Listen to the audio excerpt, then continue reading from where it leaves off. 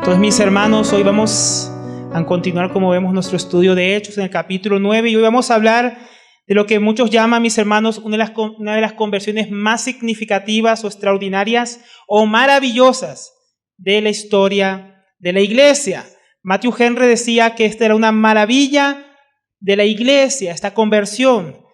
Entonces, mis hermanos, hablamos de la extraordinaria conversión de Saulo de Tarso, quien pasaría luego a ser llamado Pablo, quien también pasaría, mis hermanos, a ser uno de los más fieros perseguidores de la iglesia, a uno de los hombres que sería más usado por Dios para llevar la fe en Jesucristo, de una fe mayoritariamente recibida por judíos a una fe de tamaño mundial.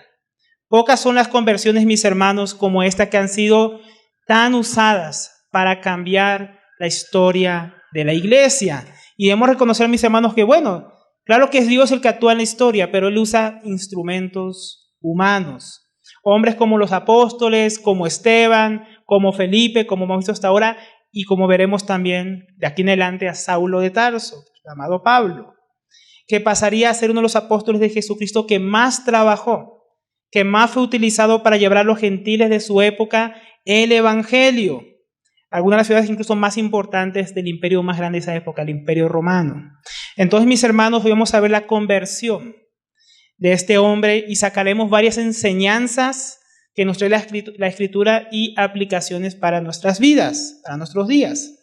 Porque Dios, que salvó a Saulo de Tarso, hermano, Él quiso hacerlo un apóstol, un siervo de Jesucristo y un ejemplo también para nosotros, para nuestros días, porque ese Dios que obró en Saulo, que ha obrado en la historia de la iglesia, sigue obrando en nosotros, mis hermanos. Podemos también comenzar diciendo que esta conversión que vamos a ver hoy es tan relevante que Lucas la escribe detalladamente, y no solamente aquí, sino que la escribe en varias partes más de la epístola. Como vamos a ver más adelante, vamos a también estar yendo al capítulo 22 y al capítulo 26. Fue tan impactante esta conversión para Lucas que en 3 lugares diferentes de este escrito, de hecho los apóstoles, él cuenta el relato. Y en algunas partes vemos unos detalles que en otros no vemos. Entonces, viendo los 3 relatos, aquí en el capítulo 9, el capítulo 22 y el 26, entonces vamos a estar moviéndonos entre estos 3 capítulos para ver esta asombrosa conversión y las enseñanzas que tiene para nosotros. Vamos a comenzar primeramente con el primer punto, que serían los antecedentes de Saulo. Ahí en el versículo 1 del capítulo 9 dice, y tenga también ahí abierto el capítulo 26, que vamos a estar viendo bastante ahí. Dice, Saulo, respirando todavía amenazas y muerte contra los discípulos del Señor, fue al sumo sacerdote. Entonces aquí comienza, ¿no? Antes estábamos viendo la historia de Felipe, y ahora vuelve a poner el foco sobre Saulo aquí en el capítulo 9. Y la última vez que habíamos oído hablar de Saulo fue en el capítulo 7, en el martirio de Esteban. Capítulo 7, versículo 58, para recordarles, dice, y echándolo fuera de la ciudad, a Esteban, comenzaron a apedrearle, y los testigos pusieron sus mantos a los pies de un joven llamado Saulo. Esa es la primera vez que escuchamos de él, ¿no? Él estaba ahí cuidando la ropa, el bagaje, los utensilios de aquellos que estaban apedreando a Esteban. Este pequeño comentario de Lucas ya nos muestra que en aquel tiempo ya Saulo empezaba a ser alguien importante o preeminente entre los judíos. Su nombre significa, este nombre Saulo, tenía 2 nombres, un nombre hebreo o de índole o origen hebreo y un nombre romano. Era algo muy común en la época tenerse 2 tipos de nombre, un nombre que era más para la familia y un nombre que era también para ser conocido ya por las demás personas como ciudadano romano. Entonces, su nombre hebreo era Saulo. Saulo significa llamado o invocado o convocado. Pablo significa pequeño. Entonces, este Saulo, llamado Pablo, nació en Tarso, capital de Sicilia, que era una de las provincias del Imperio Romano. El hermano Hernández Díaz López, él agrega sobre la importancia de esta Sicilia, dice que era un importante centro cultural del imperio, una pequeña Atenas para el aprendizaje. Allá Pablo se familiarizó con la filosofía y la poesía de los griegos, que luego vemos cómo él la utiliza allá en Atenas en el capítulo 17 de Hechos más adelante. De allí también se deriva su facilidad para hablar el griego común, el griego koiné, y el entendimiento que tenía la cultura helenista, la cultura griega. Ahora, ¿cuándo fue que nació allá en Tarso, en Sicilia? Se dice que su nacimiento fue cerca del año 10 después de Cristo, por lo cual tendría menos de 30 años en aquel tiempo donde Esteban fue martirizado. Nos damos una idea de la edad que él tenía. Era hijo de padres judíos y sería de su padre de quien heredaría la ciudadanía romana. Más adelante va a contar que él no tuvo que comprar la ciudadanía romana, sino que la tuvo de nacimiento. Según Hechos 22, versículo 3, dice que aunque nació en Tarso de Sicilia, fue criado en Jerusalén, donde fue discípulo de Gamaliel, que ya hemos hablado de Gamaliel un poco cuando hablamos allá, cuando fueron arrestados los apóstoles, y Gamaliel dio el consejo de que no se opusieran a ellos porque tal vez estaban oponiendo a Dios. Este era ese Gamaliel, un fariseo prominente y de un fariseísmo moderado, el cual finalmente, como vamos a ver, Saulo no siguió el fariseísmo moderado de su maestro. Luego, para completar un poco el currículo, podríamos ir un momento a Filipenses capítulo 3, y ahí en el versículo 5 se nos da un pequeño recuento de lo que Pablo dice en su propio currículo. Dice ahí en el versículo 5 de Filipenses 3, circuncidado el 8º día, fue circuncidado como todo judío de la época, como mandaba la ley, al 8º día, del linaje de Israel. O sea, no era un convertido. Él descendía del linaje de las tribus de Israel. ¿Y de cuál tribu era? De la de Benjamín, la tribu del primer rey de Israel, la única tribu que permaneció fiel junto con al reino de Judá cuando el reino se dividió en dos. Dice hebreo de hebreos. O sabemos que sus papás, los dos eran judíos, no era un converso o un romano casado con su mamá, no. Eran ambos hebreos. Entonces estaba orgulloso de haber venido de un linaje de pura cepa, por así decirlo. Traducen algunas traducciones. En cuanto a la ley, dice que era fariseo. Los fariseos, como él cuenta en otra parte, eran una de las tradiciones judías o sectas judías más celosas de la purificación y de ciertas cosas. En cuanto a eso, en Gálatas 1:14, él agrega que él no era cualquier fariseo. Él dice, yo aventajaba en el judaísmo a muchos de mis compatriotas contemporáneos, mostrando mucho más celo por las tradiciones de mis antepasados. O sea, Saulo no era cualquier fariseo, era el fariseo modelo, el más fariseo que podías encontrar. Saulo llegaría a ser este hombre que nosotros que estamos leyendo en el versículo 1 del capítulo 9 de Hechos, el que respiraba amenazas y muerte contra los discípulos del Señor. ¿No? Ese es el Saulo que aquí nos presenta en el capítulo 9. Él había llegado a ser la máxima expresión del judaísmo farisaico de la época. Un hombre culto, erudito en el conocimiento del Antiguo Testamento y las tradiciones judías de la época. Pero Saulo, como vamos a ver, estaba ciego espiritualmente. Con todo lo que conocía de la religión, él no conocía realmente a Dios. Es más, él deseaba el mal del pueblo de Dios. Por eso que respiraba muerte y amenazas contra ellos. Y ahí vemos cómo Saulo pasa de estar ahí haciéndole mal a Esteban a ser un perseguidor de la iglesia. Ahí podemos seguir viendo en el versículo 2. En el 1 y 2 dice, y fue al sumo sacerdote y le pidió cartas para las sinagogas de Damasco, para que si encontraba algunos que pertenecieran al camino. ¿Quiénes fueron esos que pertenecían al camino? La iglesia. Acordémonos que hasta que llegaron los cristianos a Antioquía no fueron llamados cristianos. Entonces llamaban los nazarenos, los del camino. Era como una secta para muchos judíos, tanto hombres como mujeres, para que los pudiera llevar atados a Jerusalén. Ahora, ¿por qué de todas las ciudades que podía haber ido Saulo quería ir a Damasco a aprender a los cristianos? Se dice que en Damasco había más o menos 30 a 40 sinagogas. O sea que había muchos judíos. Había un barrio, una zona residencial en Damasco que era solamente para judíos. Según las crónicas de la guerra del año 66, de la guerra en la que culminó la destrucción del templo, dice que no murieron menos de 10,000 judíos. Son los que murieron. O sea, hagamos una idea, la población judía grande que había en Damasco.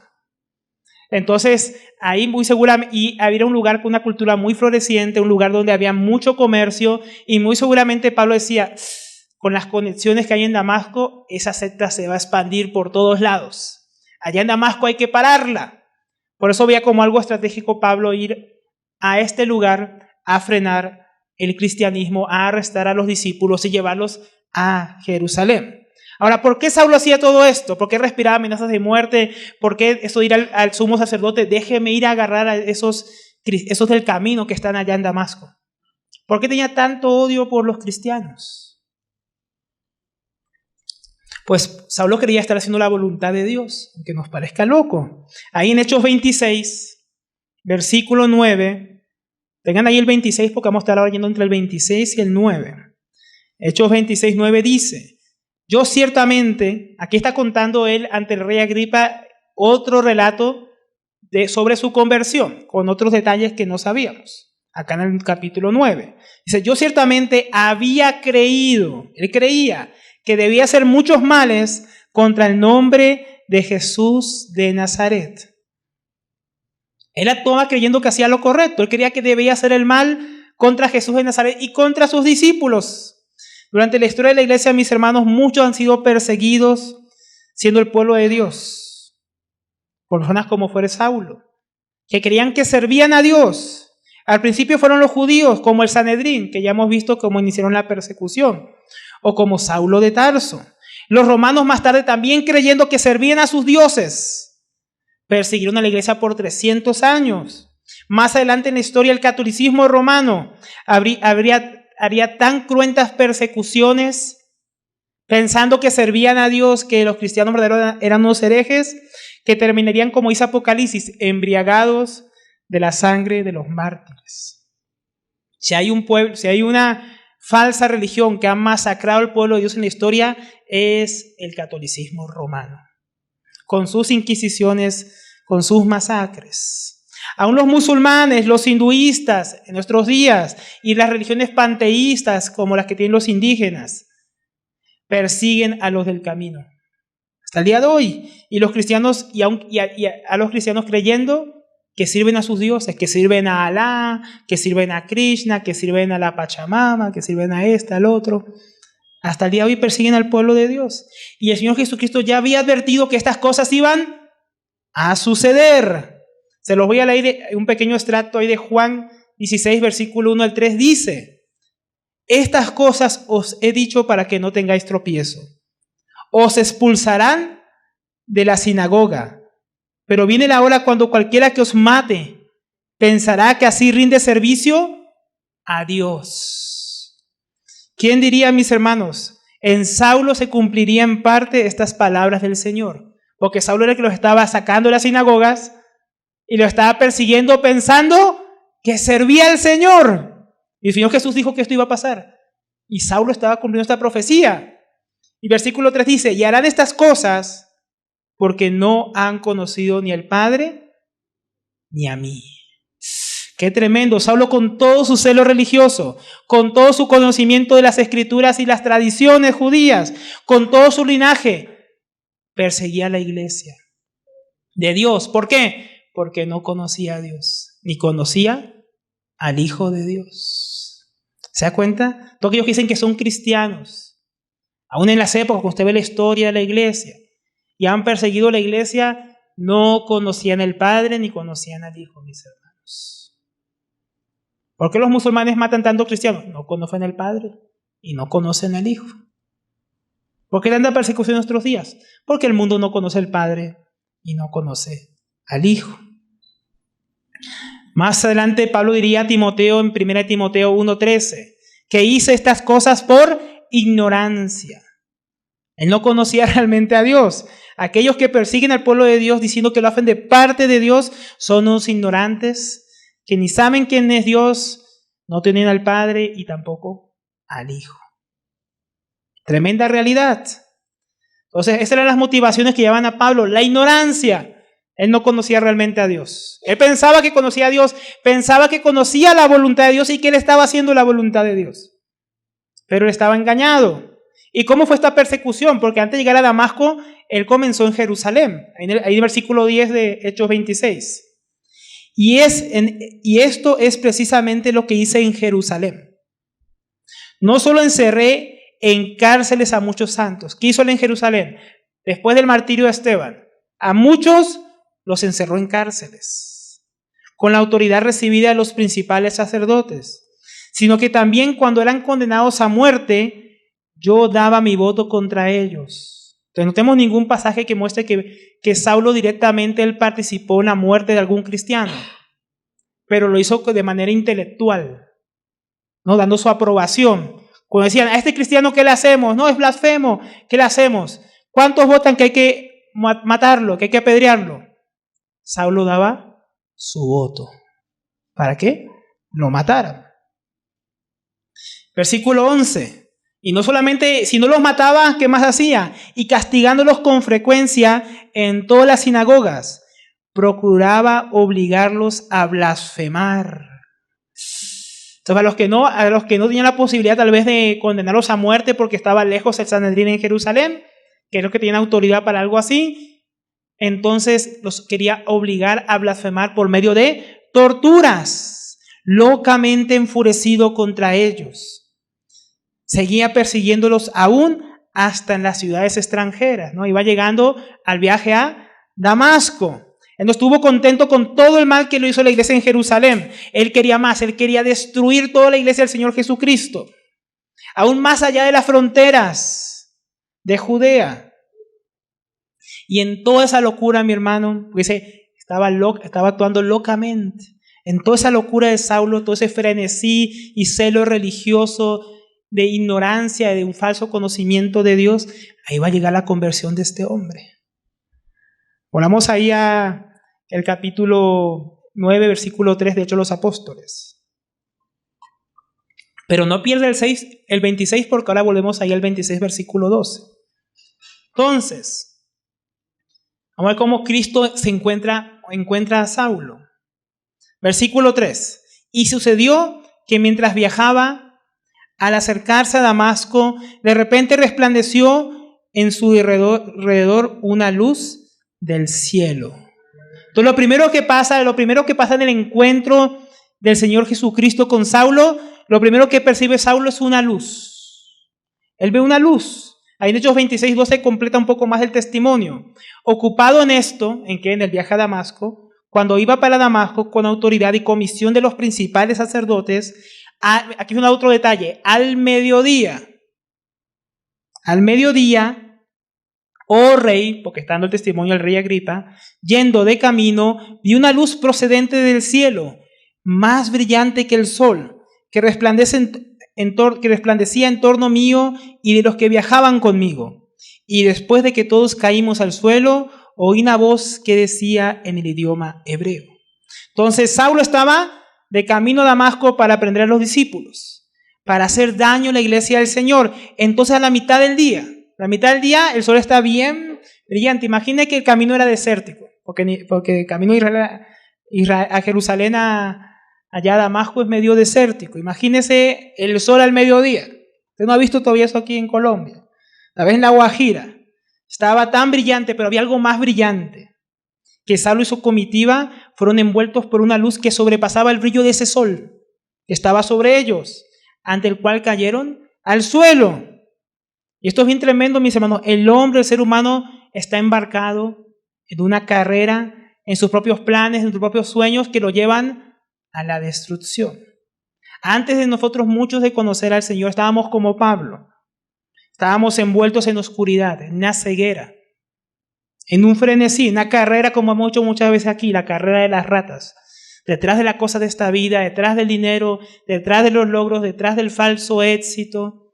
En este caso, él pensaba que su éxito era perseguir a los cristianos. ¿Qué persigues tú? ¿Qué perseguías tú antes de conocer al Señor? Y el hombre natural, mis hermanos, como nos muestra aquí la Biblia, actúa naturalmente de esta manera, como un enemigo de Dios en su mente, en sus acciones y sus deseos. Lo que el ser humano persigue en esta vida, el ser humano que no conoce a Dios, es aquello que Dios aborrece. Y Saulo creía, como cualquier hombre natural, que estaba en la dirección correcta, vía a Damasco, para aprender a lo que él consideraba una secta espuria del judaísmo que contaminaba su amada religión. Y en su ceguera él buscaba el mal de los hijos de Dios, pensando que él hacía el bien. Y de esa misma manera muchos de nosotros andábamos en el mundo, pensando que que yo no hago nada malo. Yo soy buena persona, yo solo quiero agradar a Dios. Pero no conocíamos a Dios. Pero eso, mis hermanos, también es una ceguera que pone el diablo, el cual es el principal instigador en el mundo para que las personas de este mundo persigan a los hijos de Dios. Personas que han sido cegadas por falsas religiones, ideologías y filosofías en este mundo, que son instigadas por el diablo para hacer mal al pueblo de Dios. Igual que nosotros, mis hermanos, antes de conocer al Señor, ¿cuántos de nosotros antes de conocer al Señor no despreciábamos los hermanos con los que hoy nos congregamos? ¿Cuántos decíamos esos cristianos? ¿No? Esos robadiezmos, esos no sé qué. ¿No? ¿Cuántos de nosotros no pensábamos así de los hijos de Dios? Decíamos, congregarnos con esa gente, son todos hipócritas. ¿Cuántos no pensábamos así antes de conocer al Señor, no? Así estábamos nosotros también, hasta que una luz, la luz de Cristo, igual que a Saulo, bueno, no igual que a Saulo, por medio de su palabra, por medio de la predicación del Evangelio, nos iluminó para el conocimiento de Jesucristo. Entonces él vio una luz. Lo segundo que pasó es que él cayó al suelo. Ahí en el versículo 14 de Hechos 26, dice, y después que todos caímos al suelo, oí una voz que decía en el idioma hebreo. Entonces él cayó al suelo. Saulo y sus compañeros fueron tumbados al suelo. Saulo confiaba en sí mismo, en sus obras, en su propia justicia. Saulo que arrastraba a los santos a ser juzgados ante el Sanedrín, que torturaba a los hijos de Dios para que blasfemaran, que daba su voto para que murieran asesinados, fue arrojado al suelo por el Señor. Dios interrumpió su carrera encarnizada contra sus hijos para que él pudiera conocerle. Señor, tuvo, mis hermanos, también a nosotros que hacernos caer o no en nuestra carrera, en nuestras locuras que nosotros perseguíamos antes de conocerle. Señor, tuvo que ponernos algo para que tropezáramos y cayéramos rendidos a Él. Él nos tuvo que hacer caer de nuestros propios pensamientos vanos, de nuestro amor al pecado, de nuestra propia justicia y arrogancia, de los deseos egoístas que perseguíamos, nuestras malas pretensiones, de nuestra altivez y orgullo. De todo eso, Señor, tuvo que bajarnos, mis hermanos, porque estábamos muy encumbrados, muy seguramente como Saulo. Estaba en la cúspide de su carrera religiosa. Pensaba que conocía todo lo que debía conocer y que estaba haciendo lo correcto. Dios tuvo que tirarlo al suelo, igual que a nosotros. Pero qué bendita es la gracia de Dios, mis hermanos, que aún nos hace caer para no seguir en nuestras propias rebeliones. Por eso muchos cuando se han convertido cuentan el testimonio. Yo estaba así, y Dios me permitió vivir una enfermedad. Dios me permitió vivir una calamidad familiar. Dios me permitió vivir algún sufrimiento, circunstancias adversas, aguijones para herirnos, para tirarnos al suelo, para que cayéramos rendidos delante de Él. Dios no quisiera tener que hacer eso para que le conociéramos, pero como nosotros somos tan duros, entonces Dios tiene que tirarnos para que caigamos en nuestra vida y nos demos cuenta de a qué camino estábamos yendo tan equivocados y para que podamos escuchar su voz, que es lo siguiente que cuenta Pablo en el versículo 14, dice, y después de que todos caímos al suelo, oí una voz que me decía en el idioma hebreo. Entonces él escuchó una voz, no en griego, no en arameo, que era el lenguaje común en Judea en aquella época, sino en hebreo, lenguaje que era usado más que nada en la sinagoga y en los ritos religiosos. O sea, el lenguaje sagrado en aquel tiempo. Cristo se estaba revelando como el verdadero Señor, el verdadero Dios. Él no le buscaba, pero Cristo lo encontró. Y luego dice, ¿qué es lo que escuché en el idioma hebreo? Saulo, Saulo, ¿por qué me persigues? Dura cosa te es dar coces contra el aguijón. Saulo no conocía al Señor, pero el Señor lo conocía y lo llamó por nombre, Saulo, Saulo. ¿Qué le recuerda eso? A mí me recuerda cuando Dios llamó a Samuel. Samuel, ¿se acuerdan?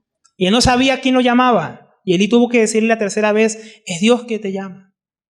Aquí a Saulo también tuvo que llamarle, Saulo, Saulo, ¿por qué me persigues? Entonces Dios lo estaba llamando, Señor Jesús. Y el Señor Jesús también agrega, dura cosa te es dar coces contra el aguijón. Nuestro hermano Justo González, que es historiador, dice que esta frase era un proverbio clásico que en general era aplicado a un esfuerzo inútil. O sea que Pablo estaba haciendo un tipo de esfuerzo inútil, rebelándose contra Dios. ¿Qué fue un aguijón? Bueno, en aquel tiempo, cuando tú ibas en un carruaje y llevado por bueyes o caballos o asnos, tenías dos herramientas para hacer que caminen rápido, ¿no? La guacha, ¿no? Y para pegarles el látigo, para hacer que se apresuraban, pero había otro elemento. No se duerman, hermanos, no se duerman. Había otro elemento que era punzante, llamado el aguijón. Era como un tipo de palo medio largo con una punta bien afilada, aguda, para que si el animal se detenía a comer o se distraía, qué sé yo, lo punzaban con eso. ¿Para qué? Para que fuera más rápido, más veloz, para que dejara de estar ahí quieto. Ahora, en muchas ocasiones estos animales, claro, al sentir este pinchazo tan agudo, se molestaban y querían como devolver como una patada para atrás. Entonces, eso llamaba a dar coces. Y con las patas como que querían como defenderse del aguijón. Y lo que les terminaba pasando normalmente era que con la propia pata, dando las patadas atrás, dando los coces, se daban con el aguijón. Más duro. Ellos mismos se golpeaban contra el aguijón con sus patas, queriéndose rebelar. Por eso dice aquí el Señor, dura cosa te dar coces contra el aguijón. O sea, mientras más él se quería rebelar contra Dios, más punzante, más fuerte era la respuesta. Esto nos muestra cómo el Señor venía punzando a Pablo desde hacía tiempo, que inútilmente se quería resistir. Podremos decir que la predicación de Esteban, el testimonio de aquellos que él encerraba, de aquellos que él torturaba, aquellos que él daba su voto para que fueran muertos, empezó a afectar a Pablo. Estaban las punzadas, la fidelidad, la predicación, el ejemplo de esos mártires, de esos hombres y mujeres, de sufrir antes de negar al Señor. Empezó a hacer algo muy seguramente en la conciencia de Pablo. Eran como punzadas en su conciencia, en su corazón, que le decían a Saulo de Tarso, estás equivocado, estás en el camino equivocado. Y como que más se rebelaba, más perseguía a los hijos de Dios y más como la punzada en su conciencia, la punzada del Espíritu Santo, la punzada de la predicación. Él seguramente se acordaba de la predicación de Esteban. Y decía, no, eso no es cierto, eso no puede ser lo que Esteban decía. Y venía otra vez, pero parecía un ángel. Su rostro parecía un ángel, pero no se retrató. Dijo que vio a Jesús sentado a la diestra de Dios. Y era como punzadas y punzadas en su vida. Saulo, cual animal salvaje, buscaba despedazar a los santos del Señor. Pero finalmente él cae en tierra, rostro al suelo, mis hermanos. Y el perseguidor ahora se da cuenta que le está siendo perseguido por Cristo, ahí en Hechos 9, versículo 4.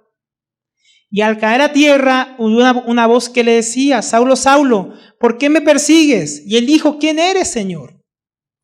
Y él respondió, yo soy Jesús, a quien tú persigues. Hay varias cosas notables que podemos aprender de estos versículos. Quisiera comenzar por la pregunta que hace Saulo. Después de oír la voz, Saulo pregunta, ¿quién eres, Señor? Esa palabra Señor en griego es la que él utilizó, es la palabra kurios o kuros, que significa Señor, soberano, amo, patrón, dueño, supremo en autoridad. Él no estaba buscando cualquier título. Él estaba reconociendo quién era la voz. Pablo conoció la voz que escuchó como la voz de Dios. Fue un título que solamente se utilizaba para Dios, el Kyrios, el Kurios. Él dijo, ¿quién eres, Señor? ¿No? ¿Qué pregunta? Antes de su encuentro, Saulo creía que conocía quién era Dios y cuál era su voluntad. Creía que le servía, creía que le agradaba con la destrucción de los seguidores del Señor Jesucristo.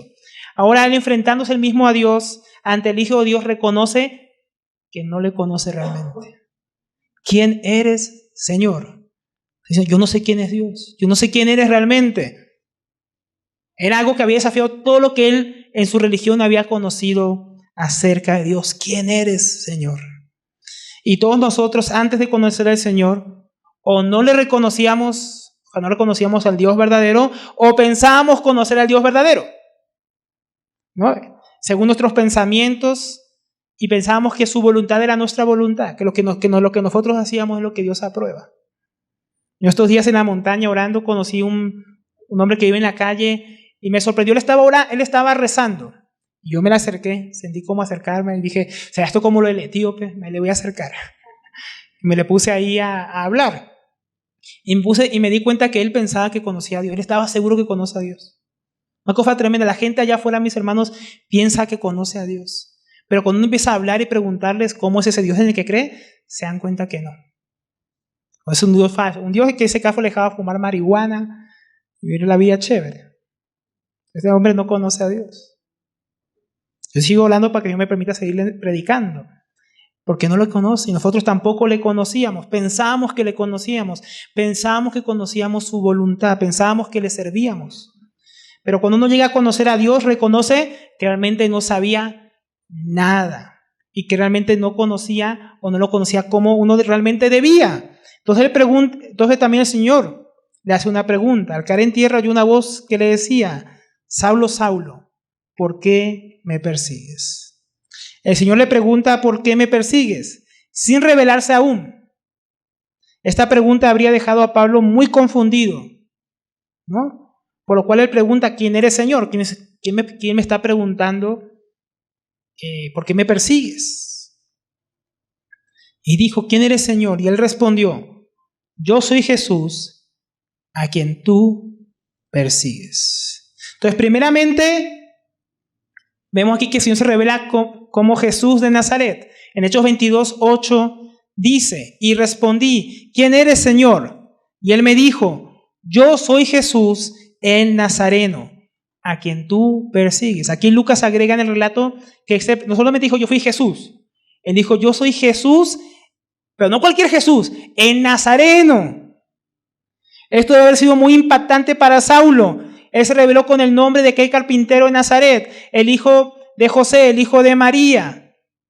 Aquel que todos consideran como un falso profeta allá en Jerusalén. No, aquel que fue condenado como un criminal, rechazado por el pueblo, muerto en una cruz, asociado con oprobio y maldición. Ese es el que le estaba hablando. Ese es el Señor. Y él había quedado impactado. ¿Quién eres, Señor? Amo supremo. Soy Jesús de Nazaret. ¿Se imaginan? ¿Cómo habrá estado Saulo escuchando eso allá en el suelo, rodeado por esa luz brillante? Segundo, él se revela como a quien Saulo estaba persiguiendo. Yo soy Jesús, a quien tú persigues. En este momento, ¿qué vendría a la mente de Pablo, mis hermanos? ¿Qué vendría a la mente de Saulo de Tarso? Seguramente el martirio de Esteban, los discípulos arrestados por él y llevados a las cárceles, aquellos que fueron torturados para obligarlos a blasfemar, aquellos a quienes condenó con su voto a muerte, aquellos que él venía a apresar a Damasco. Todo lo que Saulo pensaba y creía estaba siendo trastornado. ¿Cómo así? Yo perseguía a toda esa gente y ahora el Señor, que resulta que es Jesús el Nazareno, me dice que yo lo estaba persiguiendo a él. Entonces, a quien él rechazó realmente, mis hermanos, fue al Mesías prometido, el que había muerto y luego resucitado, el que estaba a la diestra de Dios como Esteban lo vio y había testificado, y que de allí le estaba ahora hablando. Y a quienes había perseguido y procurado destruir todo este tiempo eran los verdaderos siervos del Señor. Los que realmente estaban haciendo su voluntad eran aquellos a los que él había perseguido. Pero el Señor le hace ver ahora que no solamente estaba equivocado en cuanto a lo que pensaba el Señor Jesús y en cuanto a perseguir a sus hijos. Yo soy Jesús a quien tú persigues. A quien realmente estaba persiguiendo Saulo sin saber era al propio Señor. Los que persiguen a los hijos de Dios realmente están persiguiendo a Señor Jesucristo. Lo que a sus hijos hacen, a Él se lo hacen. Es su cuerpo, su iglesia, su esposa. Los que estamos casados podemos entender esa expresión de su esposa. Porque mi hermano, si alguien hace algo a mi esposa, ¿no? Si alguien hace algo a tu esposa, hermano. Si alguien, hermana, le hace algo a tu hijo. Uno dice, es como que me lo hicieran a mí. No se enoja, ¿no? ¿Cómo así que le hicieron eso? Se las verán conmigo, porque se mete contigo, se mete conmigo. Pero imagine que esto es mucho más tremendo en el Señor. Porque la iglesia es el cuerpo de Cristo. De modo que lo que le hacen a su cuerpo, lo que le hacen a su iglesia, se lo hacen al mismo Señor. Somos la esposa de Cristo. Y lo que hacen a su esposa de Cristo se lo hacen a Él. Por eso, mis hermanos, un día el Señor va a juzgar con tribulación, como dice la epístola a los tesalonicenses. Dice, porque es justo, por cuanto Dios está atribulando al pueblo de Dios. En Apocalipsis dice que los santos decían, cuando Dios derramaba su juicio sobre el mundo, que Dios ha hecho justicia. Dios no va a hacer justicia, mis hermanos. Y todos aquellos que han perseguido a la esposa del Cordero, se la van a ver con el esposo y con la ira del Cordero. Por eso, mi hermano, antes de hacer algún mal a alguno de nuestros hermanos en la fe, deberíamos pensarlo 2 veces. Porque a quien estamos afrentando cuando insultamos a un hermano, cuando murmuramos de un hermano, cuando tratamos mal o humillamos a algún hermano en la fe, es al propio Señor Jesucristo. Y como vemos, Él se lo va a tomar de manera personal, ¿no? De esa misma manera el Señor dice en Mateo 25, así parafraseándoles, que aquellos que le dieron de comer, de vestir, que lo visitaron y auxiliaron a sus hijos, a Él se lo hicieron. Los que no lo hicieron, a Él no se lo hicieron. Es lo que hizo el Señor. Esto debe llevarnos a pensar y reflexionar cómo tratamos a otros en el Señor, cómo nos expresamos de otro, cómo amamos a los otros hijos de Dios. Porque así es como tratamos al Señor Jesucristo. Él dijo, ninguno que dé un vaso de agua a uno de estos pequeños, hablando de sus hijos, de nosotros, quedará sin recompensa. Pero también los que hacen mal no van a quedar sin castigo. Qué tremendo, ¿no? Entonces vemos cómo ahora Saulo entiende que realmente estaba persiguiendo era el propio Señor. Eso es tremendo. Versículo 6. Aquí vamos a empezar a ver el cambio que hubo en Saulo. El Señor dice, levántate, entra en la ciudad y se te dirá lo que has de hacer. Ahora el Señor va a darle una orden de lo que él debe hacer. A este punto podemos ver varios cambios de Saulo. Primeramente, él reconoce que necesita ser guiado por el Señor. Hechos 22:10. Y yo dije, aquí no es algo que aquí no estaba mostrando Lucas. Fue Saulo que preguntó primero. Después que dijo, yo soy Jesús a quien tú persigues. ¿Qué debo hacer, Señor? Hechos 22:10. Y yo dije, ¿qué debo hacer, Señor? Y el Señor me dijo, levántate y entra a Damasco. Y allí se te dirá todo lo que se ha ordenado que hagas. Entonces Saulo había ido para hacer su propia voluntad. Y ahora este Saulo, humillado en el piso, rodeado por esa luz, habiendo escuchado la voz del Señor, a quien él perseguía, dice, ¿qué debo hacer? Miren cómo cambió su actitud. Él iba seguro de lo que iba a hacer, aprender a los discípulos. Ahora dice, Señor, ¿qué debo hacer? Vemos que hubo un cambio en su corazón.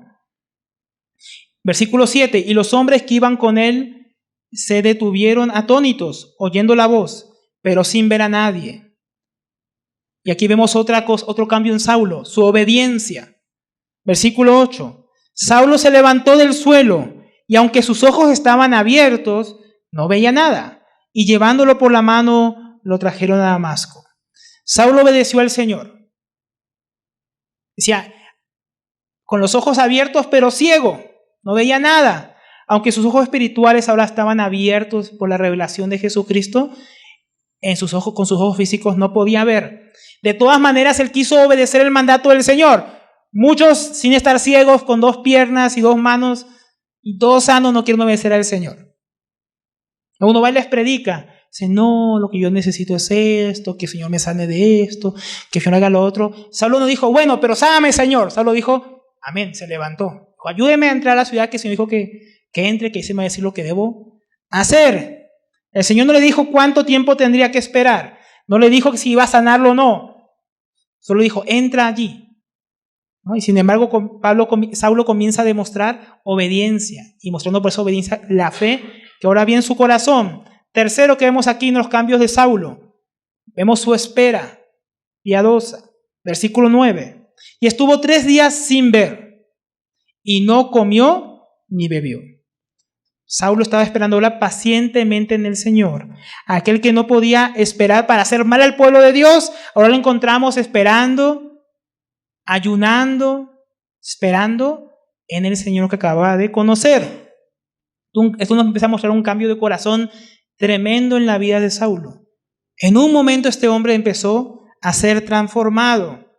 Y eso nos muestra, mis hermanos, la severa misericordia de Dios. La misericordia de Dios obra en nosotros para traernos a sus pies. Nos humilla, nos quebranta y nos guía al arrepentimiento y a la fe. Dice ya Pablo a los romanos, ¿ignoráis que por su benignidad, por su bondad, sois guiados al arrepentimiento? Miguel Núñez dice, la misericordia de Dios es severamente amorosa. ¿Qué frase de nuestro hermano? ¿Por qué es eso, mis hermanos? ¿Por qué es severa? No porque Dios sea malo y nos quiera tratar mal, sino porque si no fuera severamente misericordioso, estaríamos perdidos. Dicen que actúa a veces tratándonos severamente para quebrantarnos a fin de que lo conozcamos. Él corría despiadadamente para perseguir al Señor y destruir a su pueblo. Y el Señor corría atrás de Saulo misericordiosamente para salvarlo. Qué contraste, ¿no? El hombre corre detrás de su propio pecado, de su propia ruina, de su propia destrucción, con afán, con anhelo por el pecado que tanto ama. Y Dios corre detrás del hombre misericordiosamente para salvarlo, para rescatarlo. Y de eso nos dice Pablo más adelante en Filipenses 3:12. No que lo haya alcanzado ya ni que sea ya perfecto, sino que sigo adelante a fin de alcanzar aquello para lo cual también fui alcanzado por Cristo Jesús. Era que si yo estaba persiguiendo algo, Jesús me alcanzó a mí. Qué tremendo. Porque aquí dice Saulo, él perseguía al Señor, pero fue el Señor quien lo alcanzó. No alcanzó al Señor para atraparlo. El Señor lo alcanzó a él. Él viajó para apresar a los discípulos de Cristo, para encarcelarlos y llevarlos presos a Jerusalén. El Señor lo alcanzó para darle salvación y libertad. ¿Qué diferencia? Y nosotros también, mis hermanos, corríamos tras nuestra propia perdición, nuestra propia condenación, una vida miserable y de pecado la cual ostentábamos, persiguiendo el mal de nuestras propias almas. Cristo nos alcanzó, nos salvó, nos libertó, nos justificó, nos dio paz con Dios. Todo lo que el Señor ha hecho por nosotros, cómo Él nos alcanzó, nosotros no le buscábamos. Él nos encontró a nosotros, mis hermanos. Él nos rescató en Cristo Jesús. Eso es misericordia. Eso es amor. Amor y misericordia severa para derribarnos, para llevarnos a sus pies. Y eso también nos muestra, mis hermanos, el siguiente punto. La providencia divina en esta conversión. Vamos a seguir ahí por causa del tiempo. Versículo 10. Había en Damasco cierto discípulo llamado Ananías. Y el Señor le dijo en una visión, Ananías. Y él dijo, heme aquí, Señor.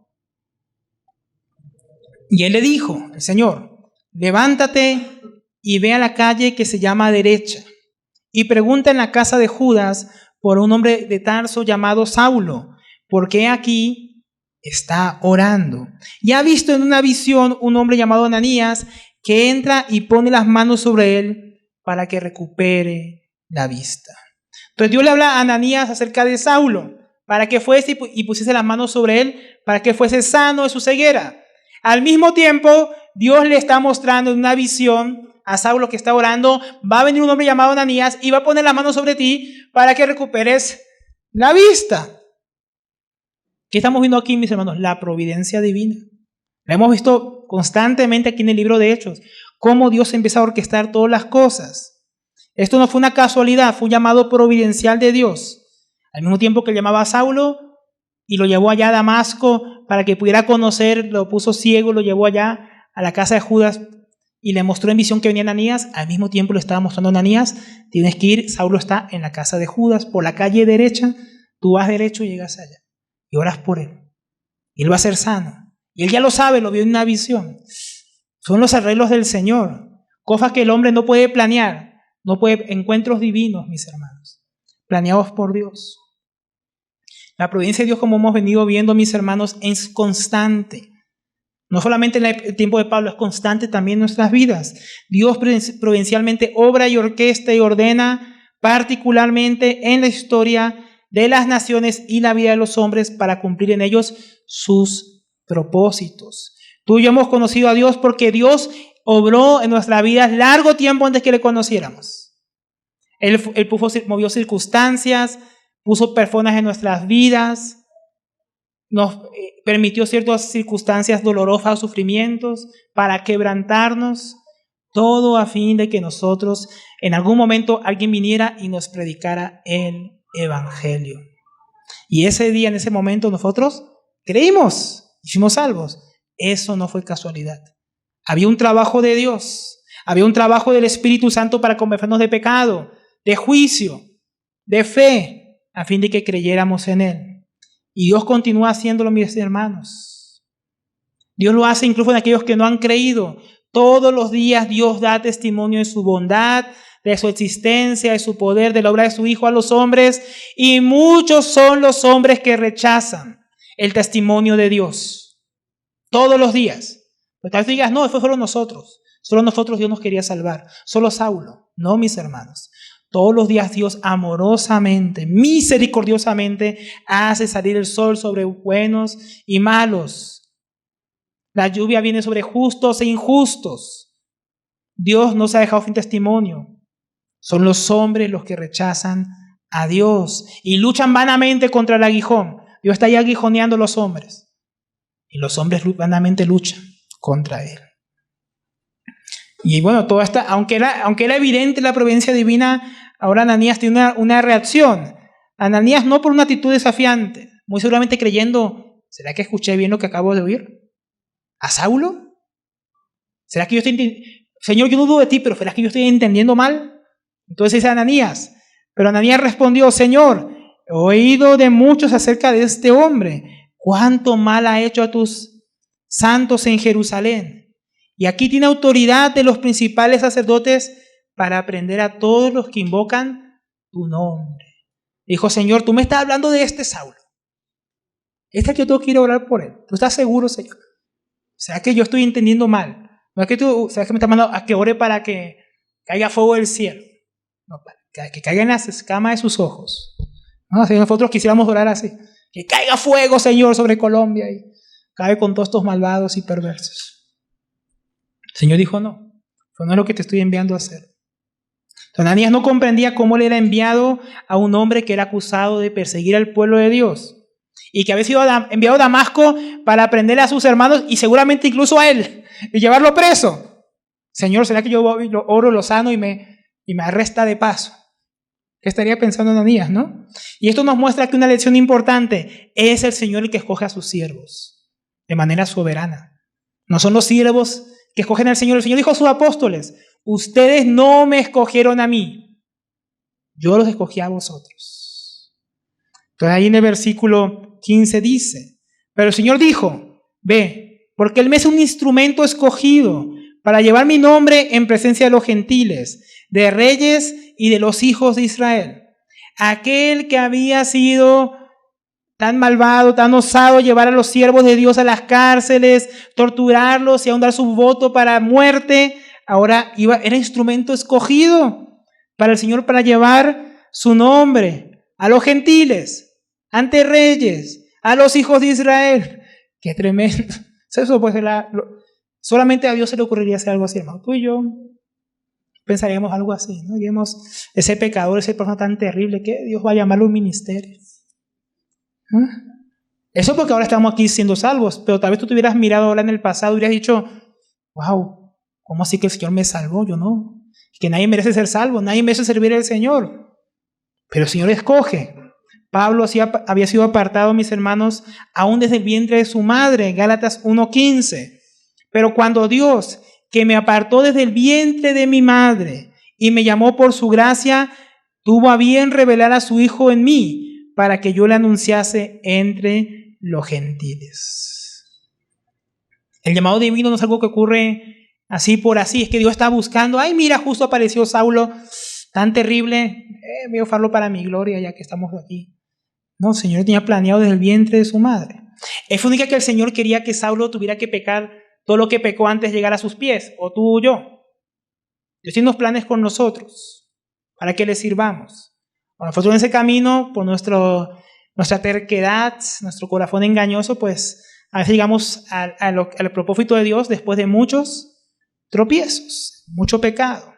Ahora, Pablo fue llamado para una obra especial, única, como lo fue Abraham, como lo fue Moisés, como lo fue Josué, David, Juan el Bautista, el Señor Jesucristo, los apóstoles.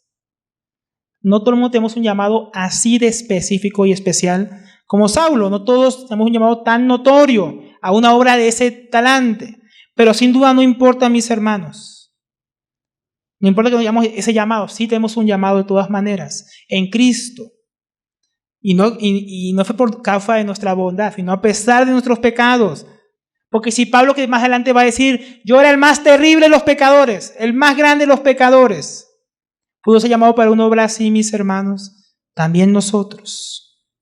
Él preparó de antemano obras, dice en Efesios, para que andásemos en ellas. Él predestinó a los que somos creyentes para que seamos conformados a la imagen del Hijo de Dios. Él nos preparó y nos llamó y dijo, ustedes son la sal, no serán, ustedes son la sal y la luz de la tierra. Sí tenemos un llamado, no como el de Saulo, pero tal vez, pero tenemos llamados de parte de Dios. Ese era un gran llamado. Pero aquí también está la historia de Ananías. Ananías no tenía el llamado de Saulo, ¿no? Pero Ananías tenía un papel que jugar en la obra de Dios. Y así, mis hermanos, nosotros, tal vez no tengamos el llamado que tuvo Saulo, llamado Pablo, pero sí tenemos un llamado. Y hay muchos hombres que como Ananías, porque Ananías aquí vamos a escuchar de él y después nunca vamos a ver nada de él.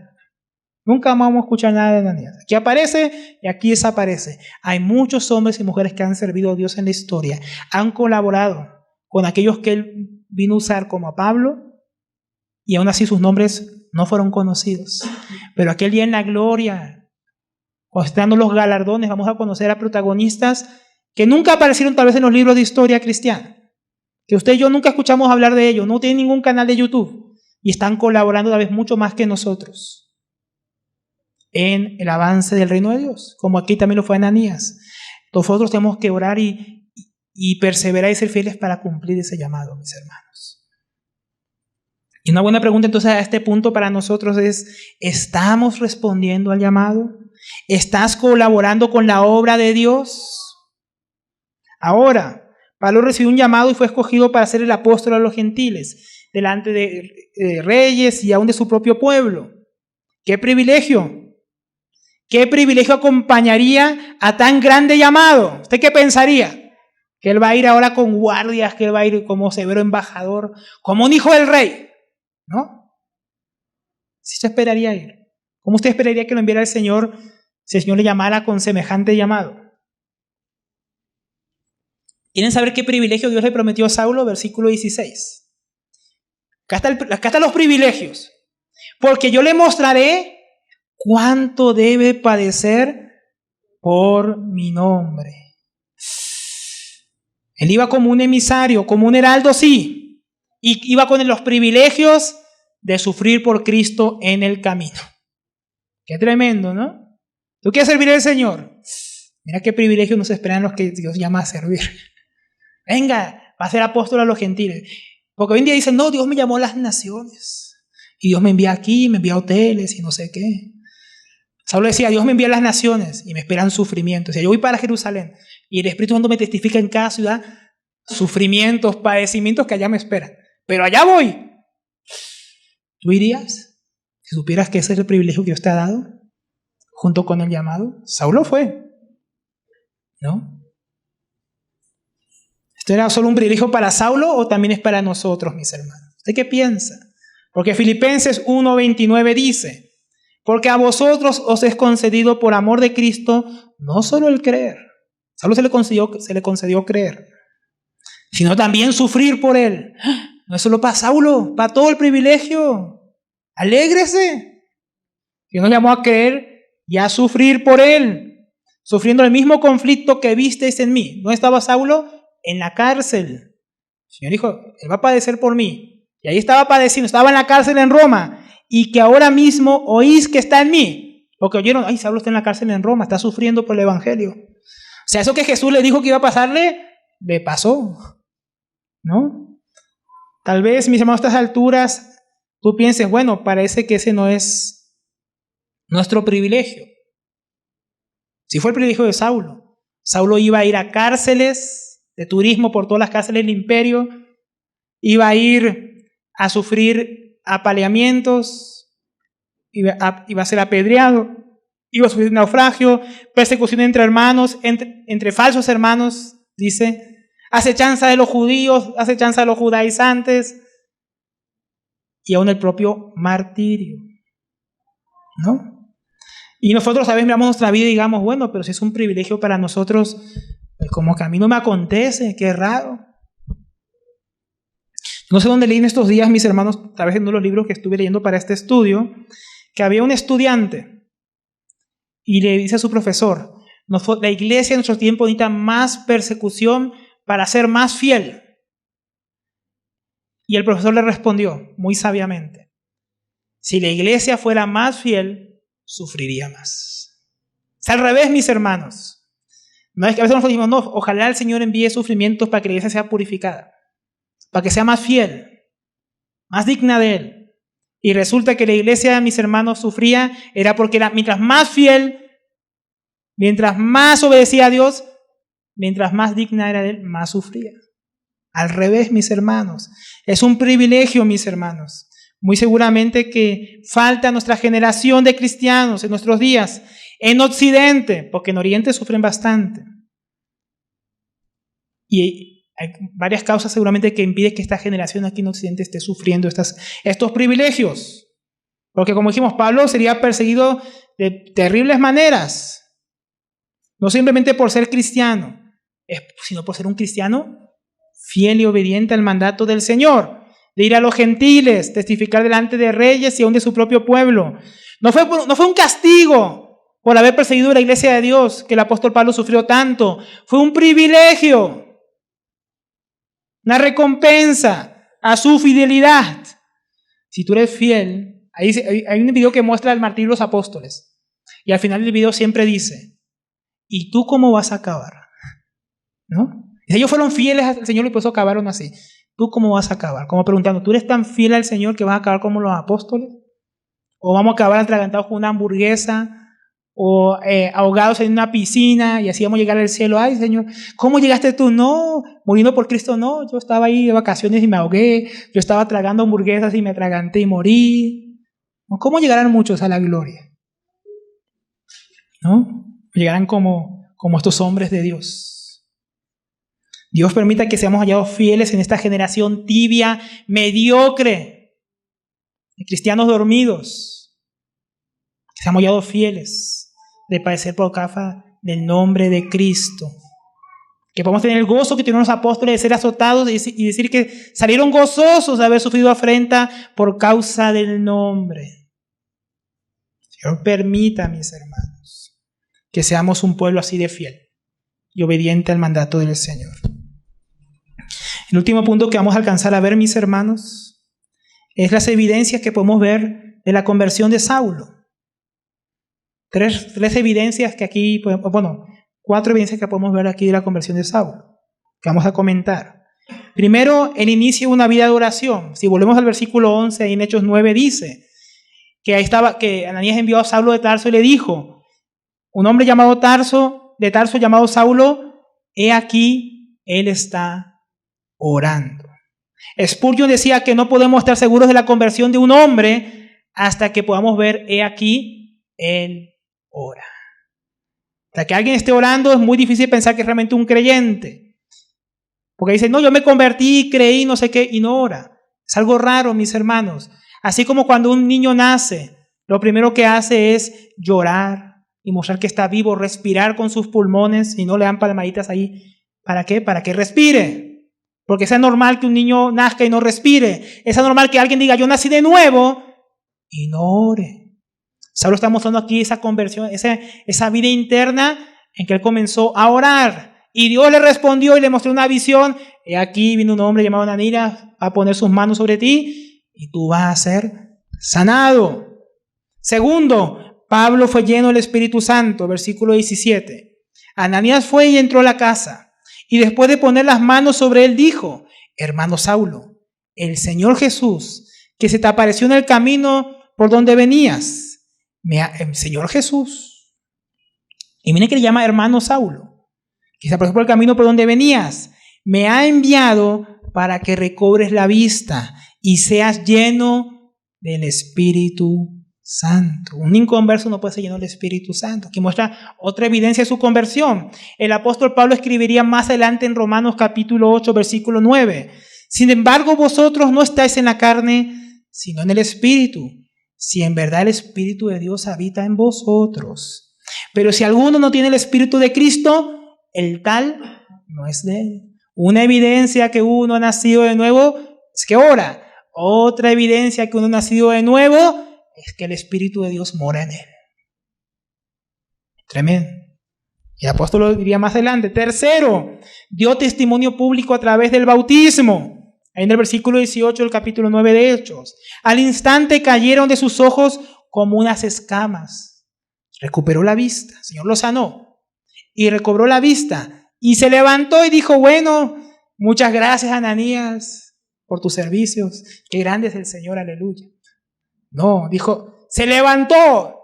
No dijo, bueno, vamos a esperar unos días. No, se levantó y fue bautizado. Muy seguramente por Ananías, quien lo llamó hermano Saulo, reconociendo ya como parte del cuerpo de Cristo. El bautismo solamente era ya un reconocimiento de lo que él ya era. Porque el bautismo no salva, no limpia de pecados. Es un testimonio público, un reconocimiento que ahora uno sigue al Señor, que uno ha nacido de nuevo. Y ahora por medio de las aguas dar un testimonio público ante la familia de Dios, la iglesia que ahora le recibía como parte de sus miembros. Eso debe haber sido asombroso. El perseguidor implacable de la iglesia, que se creía justo, que confiaba en sus propias obras, por medio del bautismo estaba admitiendo, soy pecador y Jesús me ha salvado, el que yo perseguía es ahora mi Señor. Delante de todos esos judíos, delante de todos esos hombres, estaba ahora admitiendo esa nueva realidad. Una cosa asombrosa. Hoy en día cualquiera se bautiza y no le cuenta a nadie, ni da testimonio, lo hace escondido, o no tiene ni ora, ni tiene el Espíritu y también se bautiza. No, Saulo estaba mostrando por ahí un testimonio de conversión. En un momento, él venía a apresar a los cristianos y estaba siendo bautizado por uno de ellos. Eso muestra un cambio radical. Y aquí esto es la cuarta evidencia, un cambio radical de vida, un arrepentimiento evidenciado. Él dejó de perseguir a los cristianos y ahora se reunía con ellos. Versículo 19. Tomó alimentos y recobró fuerza, porque estaba ayunando 3 días. Y por varios días estuvo con los discípulos que estaban en Damasco. ¿Qué empezó a hacer? A congregarse. Congregarse no salva, pero el que es salvo va a buscar congregarse, va a orar, va a buscar bautizarse, va a estar lleno del Espíritu de Dios. Dice en Juan 1, 1 Juan, capítulo 2, versículo 10, el que ama a su hermano permanece en luz y en él no hay tropiezo. El que ha nacido de nuevo, mi hermano, va a amar a sus hermanos, va a querer estar con ellos. Es algo normal que alguien diga, yo conozco al Señor Jesucristo y no tenga ningún interés en tener comunión con los hijos de Dios, en congregarse, en estar en torno a la palabra, que aborrezca las reuniones de la iglesia. Es algo muy raro. Congregarnos no nos salva, pero fue una evidencia de que realmente hemos creído en el Señor. ¿Y qué es lo siguiente que hizo? Que muestra su arrepentimiento y conversión radical. Él empezó a predicar al Señor ante aquellos que antes profesaba desprecio y que perseguía. Versículo 20. Enseguida se levantó y fue bautizado. Enseguida empezó a reunirse con los discípulos. Enseguida se puso a predicar a Jesús en las sinagogas, donde él iba a buscar a los cristianos para llevarlos presos. En ese lugar. Ahora en vez de llevarlos presos se pone a predicar diciendo, Él es el Hijo de Dios. ¡Qué transformación! Ahora predicaba a Jesús como el Hijo de Dios. Es imposible que alguien diga, yo soy cristiano y no le confiese públicamente. Que esconda su fe. Que sea cristiano de la secreta. No existe tal cosa, mi hermano. El cristiano encubierto. Si es cristiano va a dar testimonio de Cristo. La gente que le conoce en su trabajo, en su universidad, ya sabe que de sus labios que Jesús es el Hijo de Dios. ¿Lo ha escuchado? Como nuestra vida cristiana, mis hermanos, nosotros nos convertimos, nos bautizamos, nos hemos estado congregando, pero ¿qué más hemos hecho? ¿Estamos predicando a otros acerca del Señor Jesús? ¿A Jesús como el Hijo de Dios? ¿Él ha cambiado nuestra vida? ¿Estamos andando en el llamado que nos ha hecho como cristianos? Un cristiano que no tenga ningún interés en hablar del Señor Jesucristo, mi hermano, he de sospechar que su cristianismo sea falso. Falso. ¿O será un cristiano fiel, un cristiano que no habla del Señor? Si es que realmente es cristiano, ¿podría ser considerado fiel? Por eso, como decíamos, por eso es que muchos no sufren, porque no son fieles. Tal vez si habláramos más del Señor, sufriríamos más. Entonces, mis hermanos, ya concluyendo esta tremenda historia, hoy hemos estudiado una de las conversiones más asombrosas, maravillosas y, como hemos visto, confrontantes que podemos encontrar en las Escrituras. Podemos terminar diciendo unas cuantas cosas que quisiera que nos llevemos en el corazón acerca de todo lo que vimos. Primera lección que quisiera que nos lleváramos en el corazón es que el hombre persigue sus propios planes, sus propios sueños, sus propios pecados en una carrera a la destrucción. El hombre tiende a buscar su propio mal y lo persigue, se empeña en él. Pero Dios, otra cosa que nos podemos llevar, persigue al hombre misericordiosamente para salvarlo. Dios alcanza al hombre para salvación. También podemos aprender de lo que vimos hoy, que Dios avanza su reino cambiando individuos, uno a uno, persona a persona. Dios trata con los hombres para que los hombres le conozcan, para que procedan al arrepentimiento, para que pongan en Él su fe. Dios está trabajando en los hombres. Dios nos salva.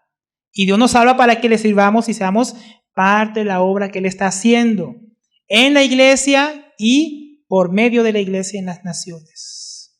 Dios no nos salva simplemente para que seamos salvos. Él nos salva para que le sirvamos. También vamos a aprender que si somos fieles en este llamado, seremos tenidos por dignos de los sufrimientos que acompañan el llamado de Dios.